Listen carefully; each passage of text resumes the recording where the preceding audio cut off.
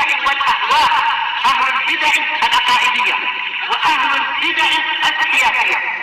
نقول بيننا وبينكم السلف، بيننا وبينكم الكتب، كان فيقول البدع بيننا وبينكم.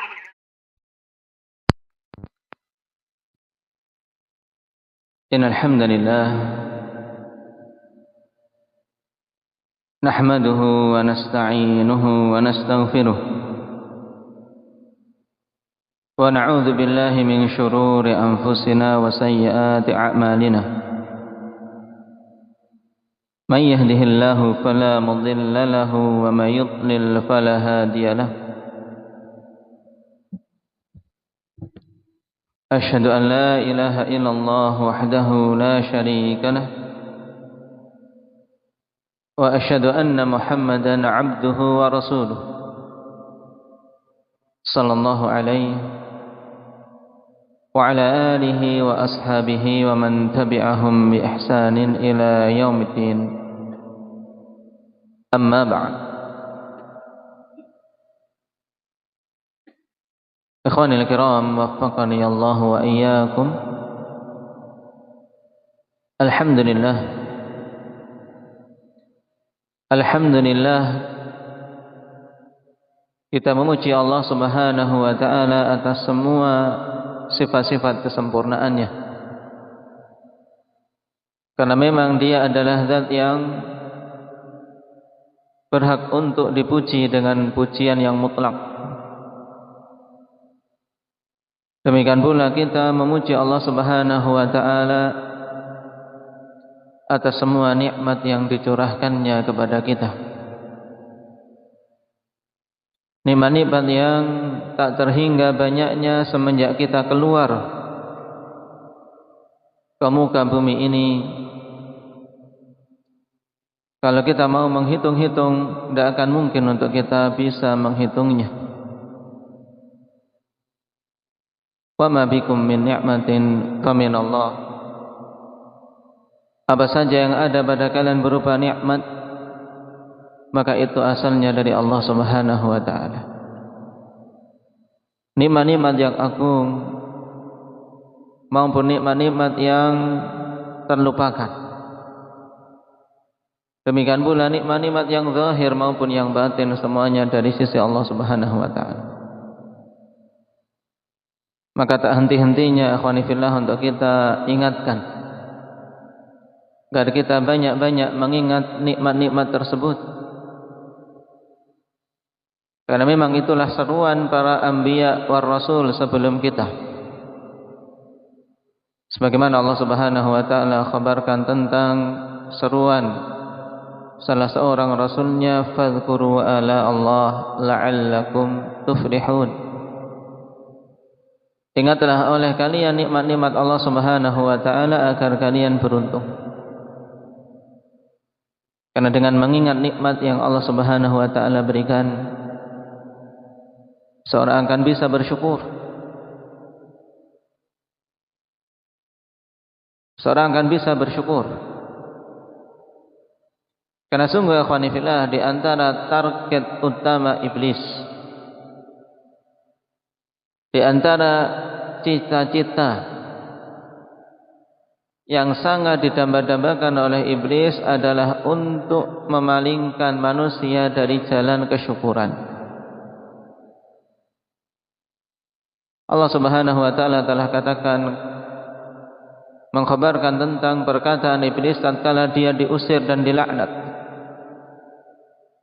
Qala fabima aghwaytani la'aqudanna lahum siratakal mustaqim thumma la'atiyannahum min bayni aydihim wa min khalfihim wa an aymanihim wa an syama'ilihim wa la tajidu aktsarahum syakirin.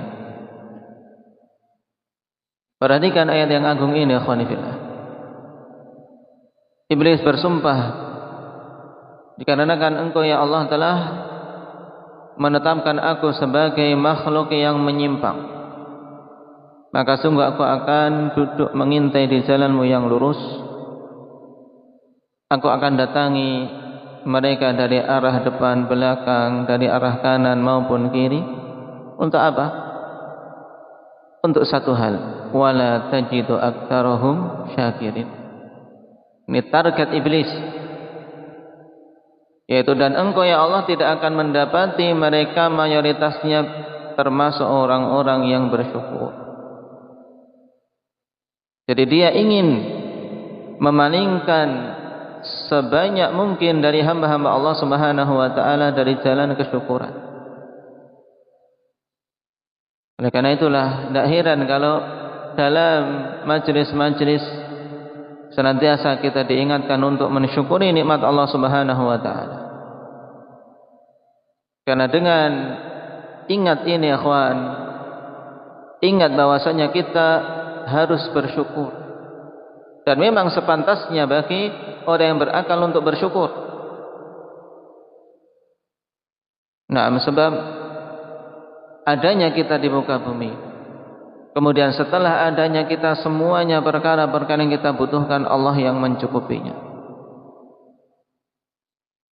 Sepantasnya bagi kita bersyukur, dan kesyukuran ini merupakan penggerak utama untuk seorang bisa cinta kepada Zat yang telah memberikan nikmat. Dan kemudian dengan cinta tersebut seorang akan mampu beribadah tanpa ada paksaan dan tanpa ada perasaan berat. Kita kalau bersyukur terasa ringan untuk melakukan ibadah. Ketika telah tumbuh rasa cinta kepada Allah Subhanahu wa taala, apapun yang dimiliki seandainya diminta untuk dikorbankan maka akan dikorbankan. Sebagaimana kita lihat bagaimana Nabiullah Ibrahim ketika rasa cinta kepada Allah Subhanahu wa taala telah betul-betul kokoh di dalam kalbu beliau, maka ujian demi ujian yang secara umum itu adalah ujian berat. Ujian berat, akhwat. Istri baru melahirkan, setelah lama ditunggu-tunggu untuk bisa memiliki anak. Di saat melahirkan dengan bayinya diperintahkan untuk dibawa ke wadi yang tidak berpenghuni. Wadi yang tidak berpenghuni. Fi batni Makkah. Karena dulu Makkah tidak ada bangunan, tidak ada penduduk, tidak ada mata air. Jadi tempat yang tandus. Nabi Ibrahim diperintahkan untuk membawa Hajar ke sana bersama putranya Ismail. Ini secara naluri sebagai seorang kepala keluarga tentunya berat. Anak istri ditinggal, tidak ada sesuatu yang bisa melindungi mereka. Namun tatkala rasa cinta telah mendarah daging pada diri Nabi yang utama ini, beliau rela untuk mengorbankan apapun. Dan yakin bahwasanya Allah Subhanahu wa taala mesti yang akan memberikan perlindungan dan memberikan jalan keluar. Kisah yang masyhur. Bagaimana sang istri kemudian memanggil Ibrahim, Ibrahim, Ibrahim, berkali-kali tidak menoleh. Namun tatkala dia bertanya, Allahu amaraka bihadza, apakah Allah yang memerintahkanmu untuk melakukan ini? Maka seketika itu tahu Ibrahim bahwasanya ini pertanyaan seorang mukminah. Kalau tadi yang awal hanya panggilan dari seorang istri yang meminta belas kasih. Istri ditinggal bersama anaknya, manggil suami. Tapi ketika dia bertanya, Allahu amaraka bihadza, apakah Allah yang memerintahkanmu untuk melakukan ini? Maka Ibrahim pun menoleh dan menjawab, na'am.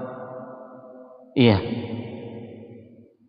Dan lihat jawaban dari seorang mukminah muwahhidah yang juga telah terdidik di atas tauhid dan mengedepankan kecintaan kepada Allah Subhanahu wa taala atas segalanya, dia menjawab, idzan la yudayyi'anna Allah. Jika demikian Allah tidak akan menyia-nyiakan kami. Kisah yang masyhur. Naam, sehingga Allah beri jalan keluar yang banyak dan Allah abadikan kisah mereka dalam ritual manasik haji.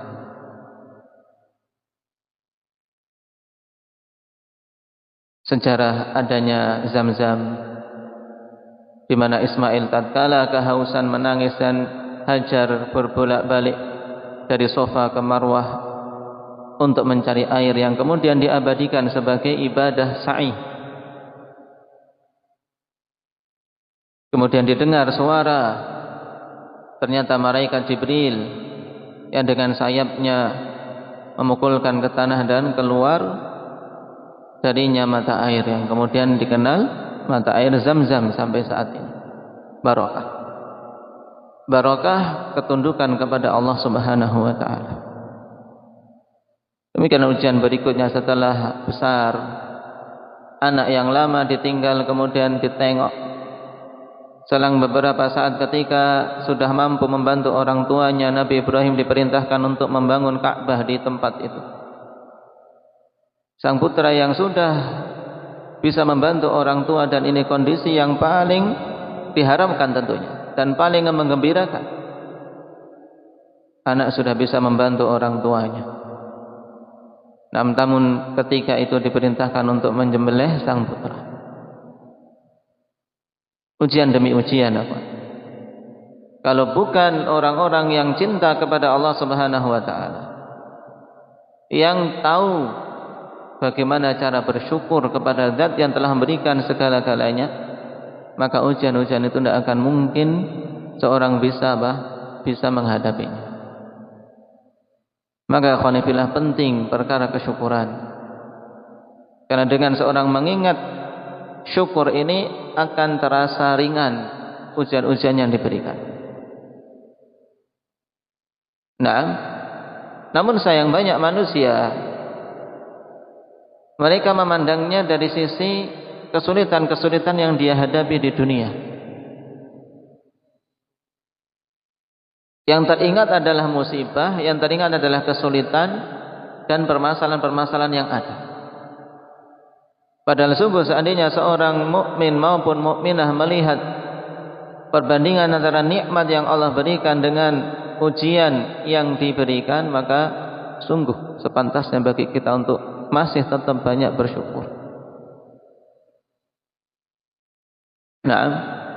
Masih tetap banyak bersyukur. Dengan kesyukuran ikhwan, ibadah-ibadah terasa ringan biidznillah tabaraka wa taala. Lihat Nabi kita yang utama, Nabi Muhammad sallallahu alaihi wasallam. Beliau salat malam sampai bengkak-bengkak kaki beliau. Tentunya kondisi ini kondisi yang luar biasa bagi kita. Sampai tatafattara qadamah, sampai sang istri pun terheran-heran. Kenapa sampai sedemikian semangatnya Rasulullah sallallahu alaihi wasallam dalam bermunajat, padahal beliau sudah dijanjikan dengan surga, sudah diampuni dosa-dosanya. Apa yang menjadi penggerak, Pak? Apa yang menjadi penggerak? Yaitu apa? Keinginan untuk bersyukur. Sebagaimana jawaban beliau, afala uhibbu an akuna 'abdan syakura. Tidakkah aku suka untuk bisa menjadi hamba yang bersyukur? Jadi dengan kesyukuran ini banyak sekali tercapai kebaikan-kebaikan. Ibadah, akhwan, seorang bisa ibadah dengan baik, dengan penuh cinta, dengan penuh kesenangan melakukannya ketika ada dorongan untuk bersyukur.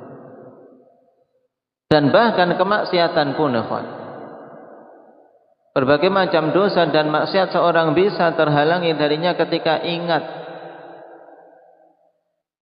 Yang mau kita maksiati itu zat yang begitu banyak memberikan berbagai macam nikmat. Masa kita mau bermaksiat kepadanya? Pemberian-pemberian tak terhenti dianugerahkan kepada kita. Kemudian kita mau bermaksiat kepada Dia yang telah memberikan nikmat-nikmat itu siang dan malam, tentunya tidak pantas. Maka yang dulu sebagian salaf membimbingkan kepada kita, kapan saja seseorang tergoda oleh syaitan dengan ditimbulkannya keinginan untuk bermaksiat dan peremehan terhadap kemaksiatan, ini dosa kecil, ini dosa biasa, nanti bertobat saja. Maka dibimbingkan untuk jangan kita melihat kecilnya dosa yang dilakukan, tapi lihat agungnya zat yang kita maksiati, zat yang telah memberikan semua nikmat-nikmat kepada kita. Kalau manusia saja, ikhwani fillah, di dunia yang sering memberi kepada kita, kemudian memerintahkan sesuatu perkara kok kita tidak menunaikannya, kita malu. Padahal ini manusia yang cuman paling memberi beberapa kali. Dan Allah Subhanahu wa taala tentunya lebih pantas bagi kita untuk kita merasa malu kepadanya ketika kita bermalas-malasan dalam menunaikan perintahnya, atau ketika kita tergoda untuk melanggar larangan-larangan dan bermaksiat kepadanya. Naam. Barakallahu fikum. Jadi perkara kesyukuran, ikhwan, naam, memang sangat penting untuk kita terus dan terus saling mengingatkan. Barakallahu fikum. Dan alhamdulillah pada kesempatan malam hari ini kita bisa berkumpul kembali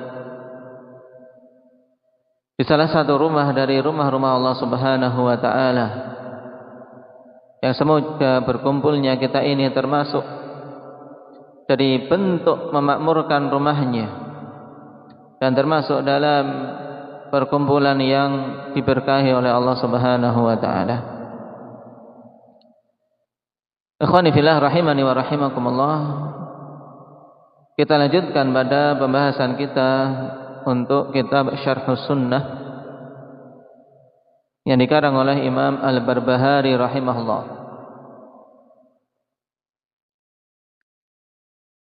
Sekarang kita masuk pada keyakinan ahli sunnati wal jamaah seputar surga dan neraka. Yang ini masuk dalam rukun iman yang kelima, yaitu antu'mina bil yaumil akhir, beriman kepada hari akhir. Dan di antara perkara hari akhir yang merupakan akhir dan tujuan semua hamba adalah dua perkara ini, surga dan neraka. Qala al-Imam al-Barbahari rahimahullahu ta'ala,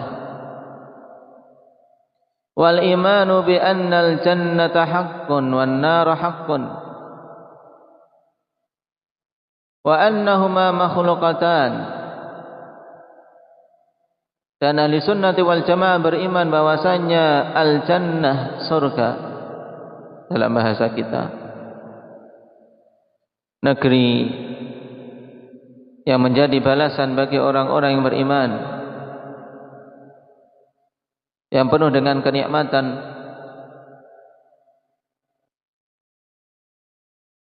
Kita meyakini bahwasanya jannah ini hak adanya, bukan sekedar khayalan.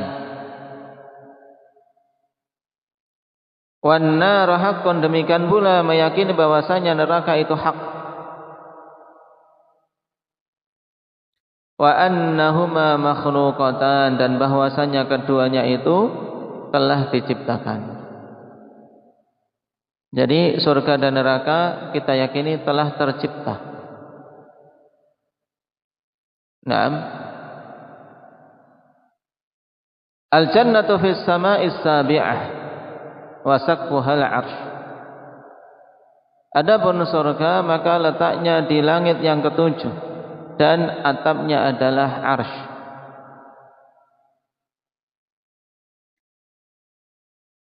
Nah, pada kalimat-kalimat ini akhwani fillah dikumpulkan oleh Imam Al-Barbahari rahimahullah taala beberapa keyakinan terkait surga dan neraka. Yang pertama, kita yakini bahwasanya keduanya adalah hak adanya. Dan dalil-dalil tentang perkara tersebut sangat banyak. Yang Rasulullah sallallahu alaihi wasallam menegaskan dalam hadits Ubadah bin Samit radhiyallahu anhu dalam Sahih Bukhari dan Muslim, "Man syahida an la ilaha illallah wahdahu la syarika lah wa anna Muhammadan 'abduhu wa rasuluh wa anna Isa 'abdullahi wa rasuluh wa kalimatuhu alqaha ila Maryam wa ruhum minhu wal jannatu haqqun wan naru haqqun adkhalahu Allahul jannah ala ma kana minal amal." Siapa saja mempersaksikan la ilaha illallah wahdahu la syarikalah dan mempersaksikan bahwasanya Muhammad Abdullah wa rasuluh, kemudian mempersaksikan bahwasanya Isa adalah hamba dan utusan Allah, serta kalimat yaitu tercipta dari kalimat Allah Subhanahu wa taala yaitu kalimat kun, dan juga meyakini bahwasanya surga itu hak dan neraka itu hak. Maksudnya hak adanya, bukan sekedar khayalan, bukan kedustaan yang diada-adakan oleh Muhammad. Maka siapa saja meyakini termasuk di dalamnya adalah perkara yang sedang kita pelajari, yaitu tentang surga dan neraka. Kata Rasul sallallahu alaihi wasallam, adkhalahumul jannah ala ma kana minal amal. Maka Allah Subhanahu wa taala akan masukkan dia ke dalam jannah, ke dalam surga,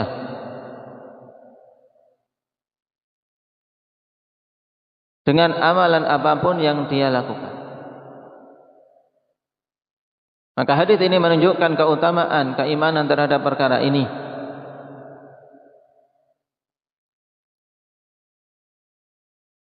Dan kita meyakini bahwasanya keduanya makhlukatan, maksudnya sudah tercipta.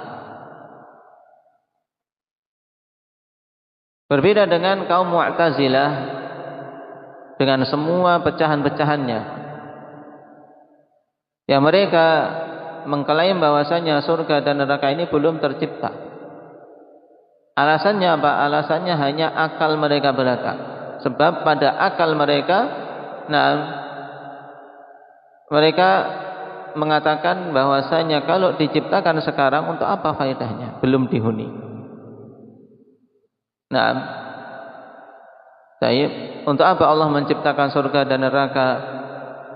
Sudah tercipta sedari sekarang padahal belum ada penghuninya. Ini karena mereka mengedepankan akal.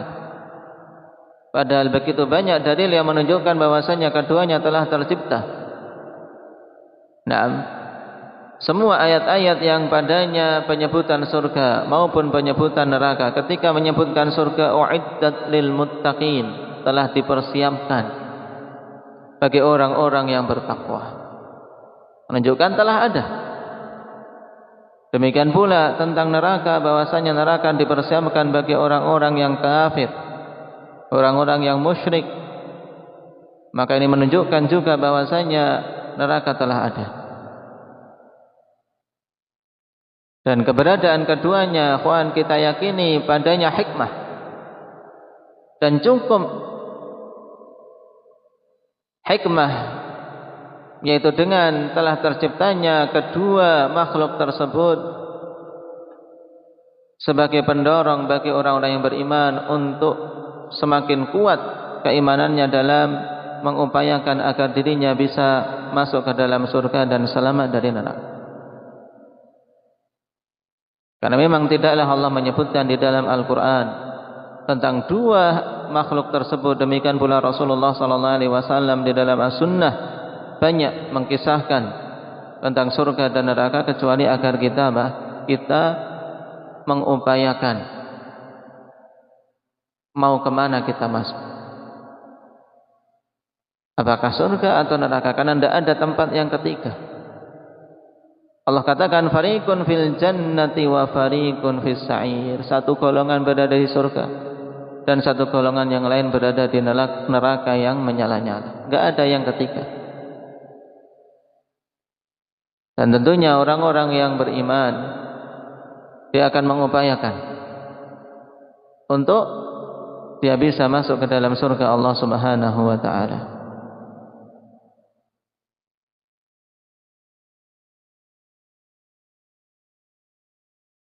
Dan di antara dalil yang menunjukkan bahwasanya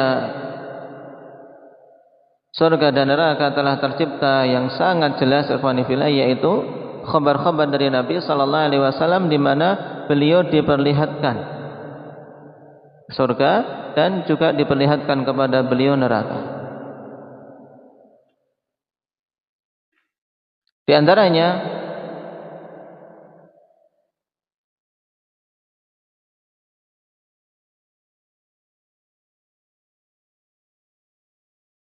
yaitu hadis yang diriwayatkan oleh Imam Ahmad dari Abi Hurairah radhiyallahu anhu,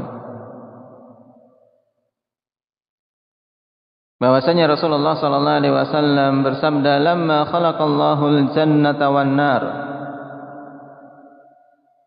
arsala Jibril alaihi salam ila al-jannah, faqala unzur ilaiha wa ila ma'adattu li ahliha fiha." Fanadhara ilaiha faraja. Tatkala Allah Subhanahu wa taala menciptakan surga dan neraka, ini nas yang sharih dan sahih bahwasanya berarti surga dan neraka telah tercipta. Tatkala Allah Subhanahu wa taala menciptakan surga dan neraka, maka Allah mengutus Jibril menuju ke surga. Kemudian Allah katakan, lihatlah ke surga serta lihatlah apa-apa yang telah aku persiapkan untuk penghuninya di dalamnya. Maka Jibril pun melihat ke surga kemudian mengatakan, wa izzatika la yasma'u biha ahadun illa dakhalaha.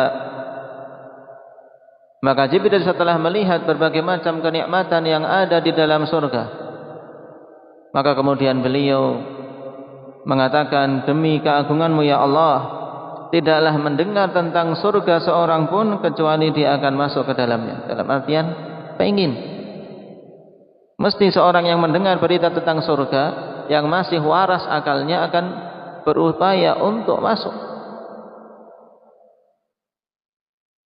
Kemudian Rasulullah sallallahu alaihi wasallam mengkhabarkan, fa amara biha fa huffat bil makarih.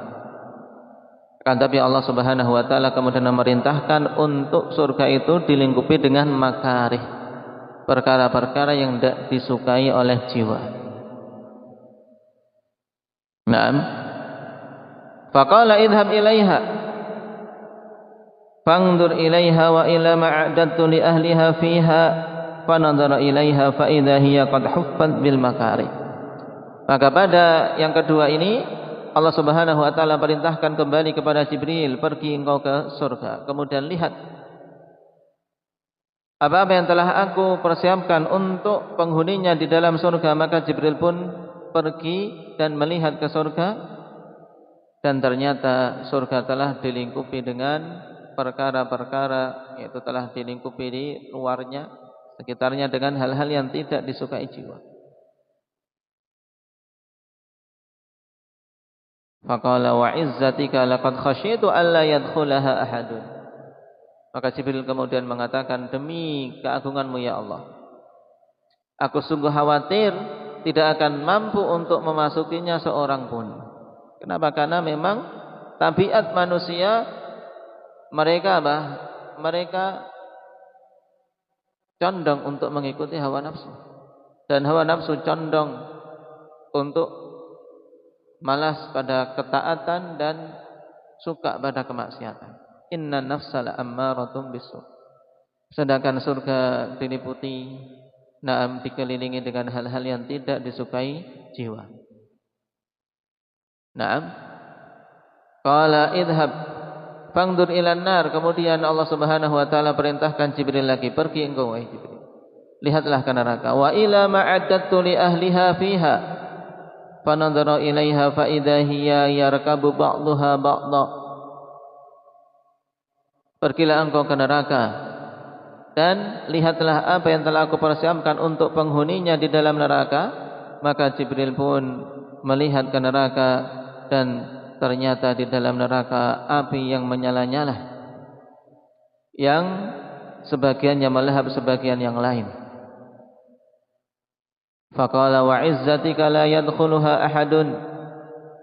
Maka kemudian Jibril mengatakan, demi keagunganmu ya Allah, tidaklah akan masuk ke dalamnya seorang pun. Maksudnya tidak akan mau. Tidak akan mau seorang pun untuk masuk ke dalamnya. Fa'amara biha fahuffat bisyahawat. Kemudian Allah Subhanahu wa taala perintahkan untuk neraka tersebut dikelilingi dengan hal-hal yang sesuai dengan hawa nafsu. Faqala irji' fangdur ilaiha. Fanadhara ilaiha fa idza hiya qad huffat bisyahawat. Maka kemudian Allah perintahkan kembali Jibril untuk melihat ke neraka, dan dilihatlah neraka tersebut dan ternyata sudah dikelilingi dengan perkara-perkara yang mencocoki syahwat manusia. Faraja'a wa qala wa izzatika laqad khasyitu alla yanzuwa minha ahadun illa dakhalaha. Maka dia pun kembali menghadap Allah kemudian mengatakan, demi keagunganmu ya Allah, sungguh aku sangat khawatir tidak akan selamat seorang pun dari neraka ini. Tidak akan selamat. Nah, kenapa? Karena syahwat yang mengelilinginya yang manusia condong untuk mengikuti. Dan hadis ini akhwani fillah, nah, perincian dari hadis yang masyhur, yaitu sabda Rasulullah sallallahu alaihi wasallam, huffatil jannah bil makarih wa huffatin nar bis syahawat. Sungguh surga itu dikelilingi, dilingkupi dengan hal-hal yang tidak disukai jiwa. Nah, ini pada tabiatnya. Berwudu di saat cuaca yang dingin, berjalan ke masjid di tengah teriknya matahari untuk sholat duhur, kemudian untuk bangun malam di saat lelapnya manusia, naam, dalam mimpinya. Hal-hal yang asalnya memang apa? Tidak disukai jiwa. Nah, sedangkan neraka dikelilingi dengan syahwat. Nah, kemaksiatan-kemaksiatan yang hawa nafsu condong kepadanya. Maka dari sini akhwani fillah, kalau Jibril saja mengkhawatirkan setelah melihat betapa banyak hal-hal yang menghalangi manusia untuk mereka bisa bersemangat dalam meraih surga, dan hal-hal yang mendorong manusia untuk mereka masuk ke dalam neraka, Jibril saja khawatir, apalagi kita. Nah, makanya ketika kita mengetahui tentang hal ini, bahwasanya surga dan neraka telah tercipta, hendaknya seorang betul-betul memohon pada Allah Subhanahu wa taala agar bisa selamat dari neraka dan bisa masuk ke dalam surga. Nah, makanya Nabi sallallahu alaihi wasallam dorong kita untuk banyak-banyak berdoa kepada Allah Subhanahu wa taala, nah, agar dimasukkan ke dalam surga. Dan di sini juga bantahan untuk kaum sufiyah yang mereka mengatakan bahwasanya dalam beribadah itu tidaklah mengharamkan surga dan tidak takut dari neraka, dengan alasan kalau ibadah kok mengharapkan surga itu ibadahnya para pedagang, mengharapkan laba, mengharapkan ada keuntungan. Sedangkan ibadah kalau takut dimasukkan ke dalam neraka, ini adalah ibadahnya pencuri. Sedangkan ibadah yang benar menurut mereka hanyalah ibadah yang didorong karena cinta belaka. Dan ini adalah kedustaan atas nama syariat. Karena sungguh Nah, tidaklah disebutkan surga dan neraka dalam begitu banyak dalil kecuali agar kita mengharap kepada Allah untuk bisa masuk ke dalamnya dan memohon pada Allah agar dilindungi dari nerakanya. Makanya hendaknya dikumpulkan pada diri kita 3 unsur ini sekaligus, yaitu rasa cinta yang merupakan penggerak untuk kita bisa beribadah, kemudian diiringi rasa harap dan rasa takut. 3-tiganya ini akhwanifillah harus ada dalam ibadah. Oleh karena itulah Allah Subhanahu wa taala puji para anbiya yang mereka mengumpulkan hal tersebut. Naam, yad'unana raghaban wa rahaba. Mereka itu berdoa, beribadah kepada kami dalam keadaan raghaban wa rahaba, dalam keadaan penuh rasa harap dan rasa khawatir. Ini ibadahnya para anbiya. Naam, ibadahnya para anbiya, orang-orang pilihan Allah Subhanahu wa taala. Kemudian Imam Al-Barbahari mengatakan al-jannatu fis sama'is sabi'ah wa saqfuha al-'arsy. Dan surga itu di langit yang ketujuh dan atapnya adalah 'arsy. Ini perkara ghaib tentunya yang tidak boleh kita berbicara kecuali dengan dalil. Dan dalil yang menunjukkan tentang hal ini adalah sabda Rasulullah sallallahu alaihi wasallam dalam hadits Abi Hurairah yang diriwayatkan oleh Imam Bukhari. Kata Rasulullah sallallahu alaihi wasallam, "Fa idza sa'altumullaha fas'aluhul firdausa fa innahu awsatul jannah wa a'lal jannah. Urahu fawqahu 'arsyur rahman. Wa minhu tafajjaru anharul jannah." Apabila kalian meminta kepada Allah Subhanahu wa taala, maka mintalah firdaus. Mintalah surga firdaus. Karena sungguhnya dia adalah tengahnya surga dan yang paling tingginya surga. Surga paling tinggi adalah surga firdaus. Di sini Nabi sallallahu alaihi wasallam membimbingkan seorang ketika minta yang terbaik. Minta yang terbaik. Nah, karena kita diperintahkan oleh Allah Subhanahu wa taala untuk banyak meminta kepadanya. Untuk banyak berdoa kepadanya dengan penuh rasa harap. Kita dibimbingkan untuk meminta. Kalau minta surga, mintalah firdaus. Nah, dan itu adalah pertengahan surga dan yang paling tingginya. Dan diperlihatkan kepadaku bahwasanya atapnya adalah Arsyur Rahman, yaitu di atasnya arsy. Di atas surga firdaus adalah arsy Allah Subhanahu wa taala. Dan darinya terpancar sungai-sungai surga. Dan Allah Subhanahu wa taala telah berfirman terkait dengan Mi'raj Nabi sallallahu alaihi wasallam, "Wa laqad ra'ahu nazlatan ukhra 'inda sidratil muntaha 'indaha jannatul ma'wa." Dan Sidratul Muntaha di langit yang ketujuh. Nah, di sini dalil apa yang dibawakan oleh Imam Al-Barbahari rahimahullahu taala. Nah, bahwasanya surga fis sama'is sabi'ah. Nah, di langit yang ketujuh. Karena Allah Subhanahu wa taala katakan indaha jannatul ma'wa.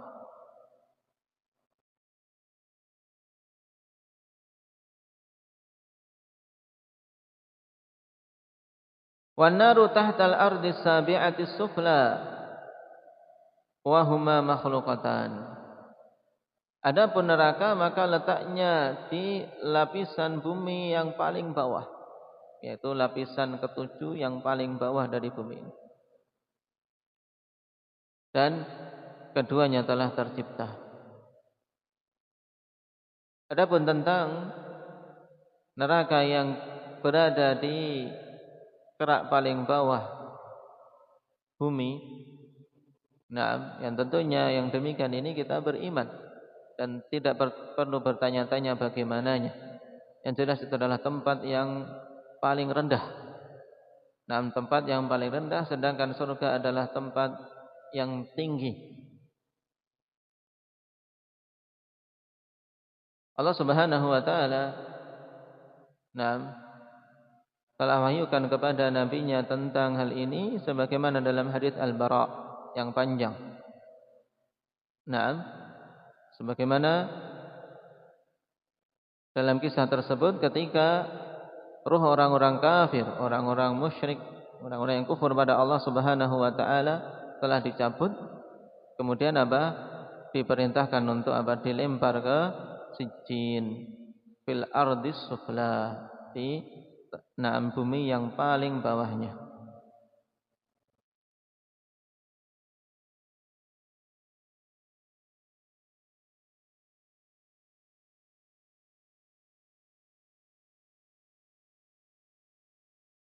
Dikatakan oleh Imam Al-Qurtubi rahimahullahu taala, "Wan naru darakatun sab'ah, ay tabaqat wa manazil. Illa anna isti'mal al-Arabi li kulli ma tasafala adrak. Yuqalu lil bi'r adrak, wa lima ta'ala darajat." Dan ini bedanya. Kalau neraka itu darokat, sedangkan surga itu darajat. Dalam istilah bahasa Arab untuk tingkatan-tingkatan. Kalau yang ke bawah namanya darokat. Ini ke bawah, semakin parah, semakin parah. Adapun untuk yang naik ke atas ini namanya darajat.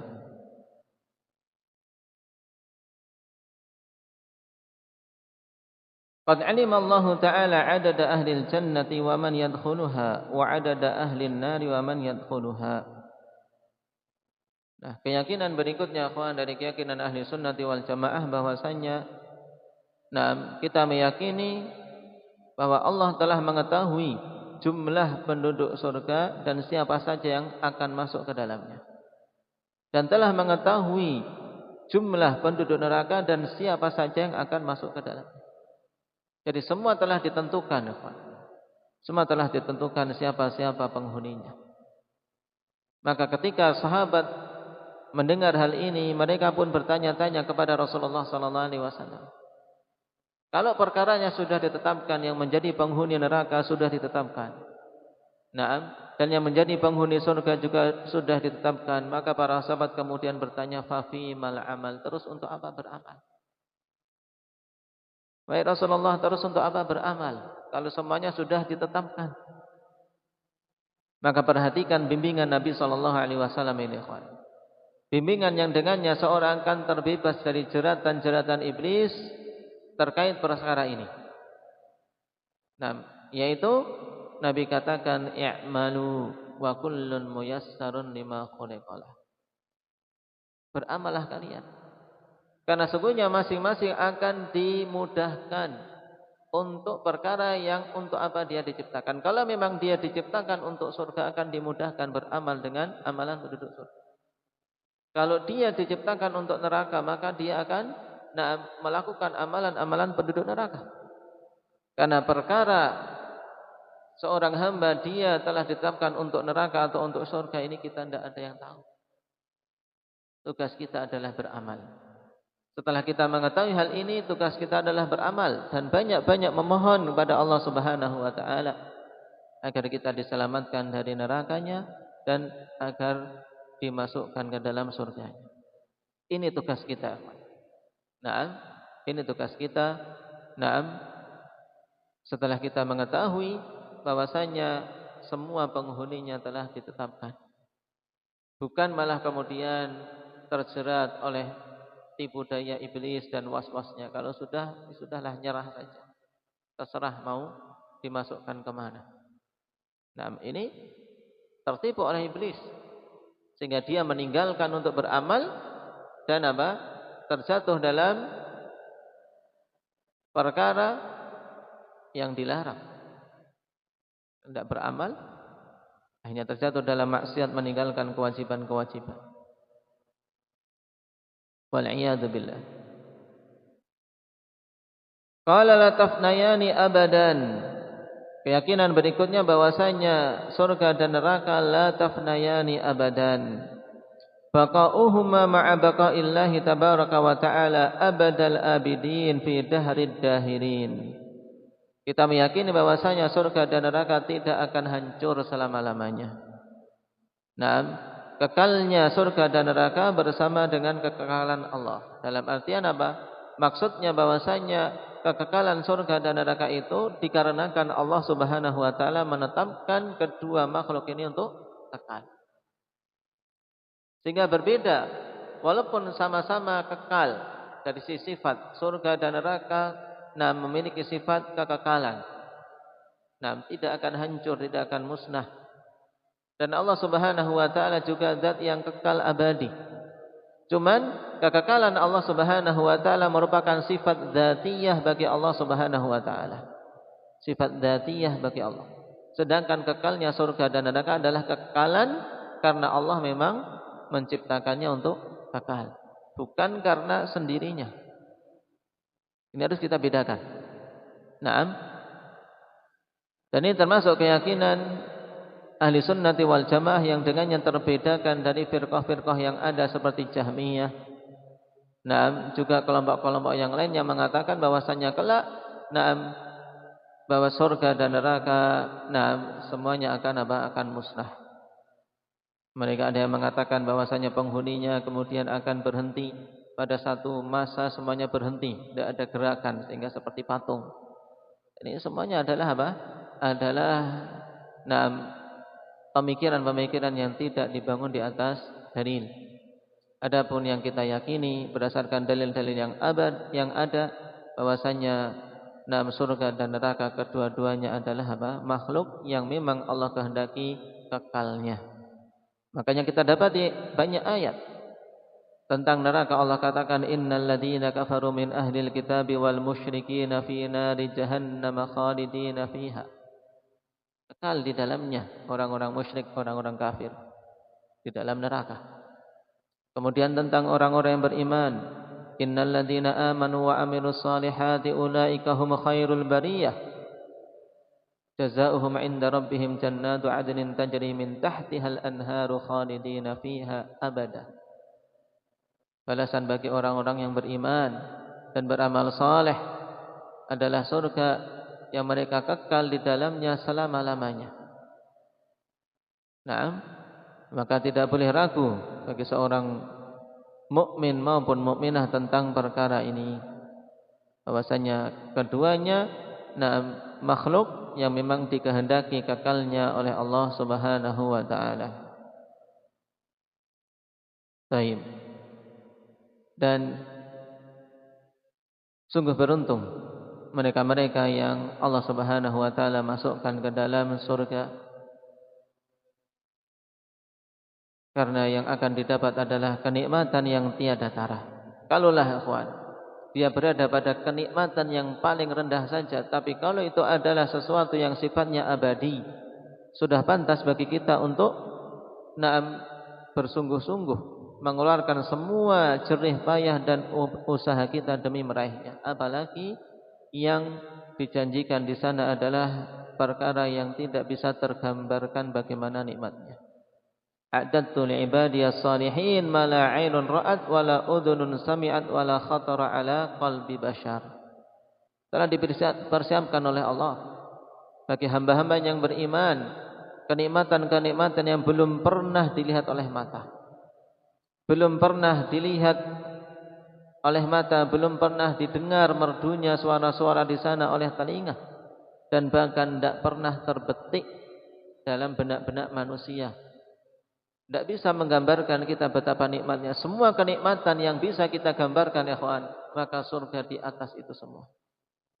Antum gambarkan semua kenikmatan yang mampu untuk antum gambarkan. Dari kenikmatan-kenikmatan yang dicita-citakan, maka surga di atas itu semua. Karena Rasul sallallahu alaihi wasallam mengkhabarkan dalam hadis qudsi ini, Allah katakan, "Na'am wala khatara ala qalbi bashar." Tidak pernah terlintas. Jadi yang kita bayangkan ini masih rendah untuk menggambarkan nikmat yang ada, yang Allah Subhanahu wa taala persiapkan untuk penduduk surga.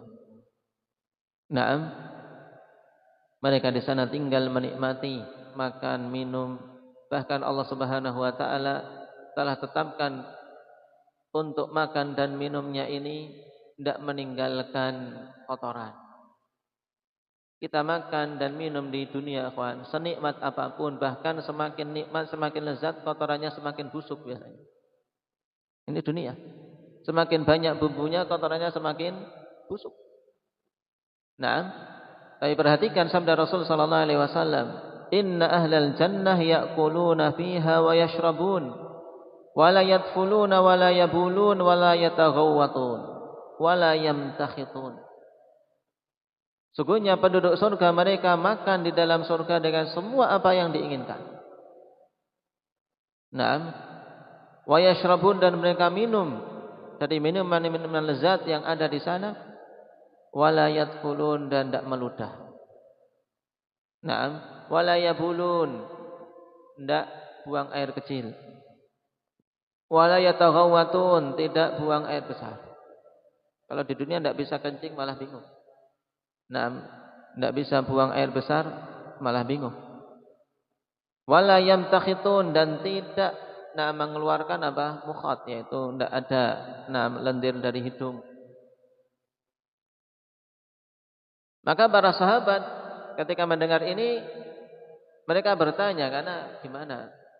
Di benak kita yang namanya makan minum ya ada kotoran. Terus makan gimana? Fama balut ta'am. Terus bagaimana makanan yang dimakan oleh penduduk surga, wahai Rasulullah? Qala jusha'un wa rashun karashhil mis. Naam, setelah kenyang, naam, taib, untuk apa? Untuk bisa makan berikutnya, atau dalam artian makanan tersebut didatangkan dalam bentuk jusha, yaitu sekedar kayak sendawa, sudah lega lagi. Warashun karashil misk, dan keluar dalam bentuk keringat, keringat yang baunya bau minyak wangi misik, minyak wangi yang paling harum. Keringatnya pun harum. Jadi tidak ada kencing, tidak ada kotoran di dalam surga. Makanan yang dimakan keluarnya hanya dalam bentuk jusha dan keringat. Keringat pun baunya bau misik. Jadi semuanya baik. Yulhamuna at-tasbih wa tahmid kama tulhamuna an-nafas. Mereka diberi ilham, diberi taufik untuk bertasbih dan bertahmid terus kepada Allah Subhanahu wa taala sebagaimana diberikan ilham untuk bernafas.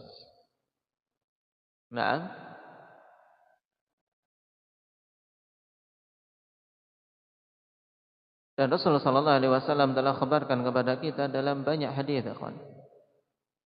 tentang sifat surga. Dengan kenikmatan-kenikmatan yang banyak. Kenikmatan yang abadi. Kenikmatan yang abadi. Yang sekali celupan saja di dalam surga telah menjadikan seorang lupa semua kesengsaraan yang dia alami di dunia. Lalu bagaimana kalau dia tinggal di sana selama-lamanya? Satu celupan sudah menjadikan semuanya hilang susah payah yang dialami di dunia. Maka jangan seseorang kemudian surut langkahnya, kemudian merasa berat dengan apa-apa yang dialami di dunia ini. Sepantasnya bagi kita untuk bersemangat dalam meraih apa yang dijanjikan bagi orang-orang yang bertakwa, berbagus dalam menunaikan kewajiban-kewajiban, baik itu salat, maupun kewajiban-kewajiban yang lain, dalam memenuhi hak-hak siapa saja yang kita dibebani untuk menunaikan haknya. Demikian pula menambah dengan amalan-amalan sunnah, terutama di antara hal yang sangat penting untuk kita jaga adalah qiyamul lail, salat malam. Seseorang memiliki bagian dari salat witir. Rasul sallallahu alaihi wasallam khabarkan dalam hadits Abi Hurairah yang diriwayatkan oleh Imam Bukhari dan Imam Muslim, "Man yadkhulul jannah yan'amu la yab'as, la tabla thiyabuhu wa la yafna shababuh." Ini cukup sebenarnya dari sekian banyak kenikmatan-kenikmatan yang dikhabarkan oleh Nabi sallallahu alaihi wasallam. Siapa saja yang masuk ke dalam surga, dia akan terus-menerus bernikmat-nikmat, tidak pernah mengalami kesusahan. Karena memang di sana negeri untuk menikmati hasil. Yan'amu la yab'as. Kalau di surga jangan buru-buru untuk bisa mendapatkannya. Karena di dunia ini akhwani fillah, negeri untuk kita berjuang beramal, bukan untuk menikmati hasil. Menikmati hasil kelak ketika seorang telah meninggal, dan dibangkitkan menghadap Allah Subhanahu wa taala. Man yadkhulul jannah yan'amu la yab'as la tabla thiyabuh. Pakaiannya tidak akan usang, wala yafna syababuh, dan tidak akan hancur atau tidak akan hilang kepemudaannya. Senantiasa dalam kondisi muda, kondisi yang paling bagusnya. Dan di setiap pekannya, di setiap Jumat akan semakin bertambah bagus, bertambah bagus. Diriwayatkan oleh Imam Muslim, ikhwan, kita tambahkan di sini dari Anas bin Malik, inna fil jannati lasuqan ya'tunaha kulla jum'ah. Sungguhnya di surga itu ada pasar. Pasar yang didatangi oleh penduduk surga setiap hari Jumat. Dan ini hadis Nabi sallallahu alaihi wasallam tentang perkara gaib, kita imani karena riwayatnya sahih. Fatahubbu rihus shimal fatahtu fi wujuhihim wa thiyabihim fayazdaduna husnan wa jamalah. Maka kemudian berhembuslah angin dari sisi kiri. Kemudian mengenai wajah-wajah mereka dan pakaian-pakaian mereka, kemudian bertambahlah bagus dan bertambahlah indah. Yang laki-laki semakin bertambah kegantengannya. Fayarji'una ila ahlihim wa qad izdadu husnan wa jamala. Maka kemudian mereka ini kembali kepada keluarga mereka yang di rumah. Sudah bertambah bagus, bertambah ganteng. Nah, kita kalau ke pasar bertambah capek, bertambah kena kotoran. Kalau ini pasarnya surga ya kawan, setiap Jumat ya, setiap Jumat setiap ke sana pulang sudah bertambah ganteng. Bertambah ganteng. Fayaqulu lahum ahluhum, maka yang melihat ya keluarga mereka. Dan setiap laki-laki diberi minimalnya 2 kawan. Tayyib. Fayaqulu lahum ahluhum wallahi laqad izdattum ba'dana husnan wa jamala. Keluarga yang ditinggal, istri-istrinya, mengatakan demi Allah sungguh kalian telah bertambah. Setelah pergi ke pasar tadi bertambah bagus, bertambah ganteng. Fayaqulun wa antum wallah laqad izdattum ba'dana husnan wa jamala. Dan kalian juga demi Allah semakin bertambah bagus dan bertambah cantik-cantik. Dalam artian yang ke pasar tadi ketika pulang keluarganya melihat semakin bagus, kemudian yang pulang melihat keluarganya juga semakin bagus. Dzalika fadlullah yu'tihi may yasha. Jadi tidak ada usang, tidak ada yang namanya bosan. Tidak ada yang namanya bosan. Bernikmat-nikmat terus, tidak ada kebosanan. Karena Allah Subhanahu wa taala telah persiapkan memang negeri ini negeri kenikmatan yang sifatnya kekal, dan semakin bertambah kenikmatan-kenikmatan yang diberikan oleh Allah Subhanahu wa taala. Dan tambahan yang Allah berikan juga yang paling dicintai oleh penduduk surga adalah diizinkannya penduduk surga untuk melihat wajah Allah Subhanahu wa taala, sebagaimana dalam ayat lil ladzina ahsanul husna wa ziyadah. Bagi orang-orang yang berbuat bagus akan diberi surga dan diberi tambahan. Telah datang penafsiran dari Abu Bakar As-Siddiq, demikian pula dari sederetan para salaf yang lain, bahwasannya az-ziyadah an-nadhar ila wajhillah, yaitu tambahan nikmat bagi penduduk surga adalah dengan melihat wajah Allah Subhanahu wa taala. Maka kita memohon kepada Allah Subhanahu wa taala agar Allah Subhanahu wa taala berikan taufik kepada kita untuk bisa beramal dan bisa istiqamah di atas jalan keislaman ini dan bisa masuk ke dalam surganya. Dan perkataan bagus dari Imam Ahmad rahimahullahu taala, ikhwani fillah, untuk kita ingat ketika ditanya, "Na mata yajidul mu'minu ta'mar rahah?" Kapan seorang mukmin, kapan seorang hamba itu bisa merasakan istirahat? Kapan kita mau istirahat? Nah, kata beliau, "Inda awwali qadamin yada'uha fil jannah." Di awal pertama kali kaki dia diinjakkan ke surga itu baru lega. Seorang baru lega, baru bisa istirahat, baru bisa nyaman, baru bisa menikmati hasil ketika kakinya sudah menginjakkan surga, menginjakkan kakinya di surga, ikhwan. Maka kita di dunia belum waktunya untuk seorang bersantai-santai. Nah, belum bersantai-santai, belum untuk istirahat-istirahat terus. Tapi hendaknya kita mengupayakan sebisa mungkin dalam mengumpulkan amalan-amalan yang kita mampu. Nasallallahu taufiq wassadad walhamdulillahirabbil alamin.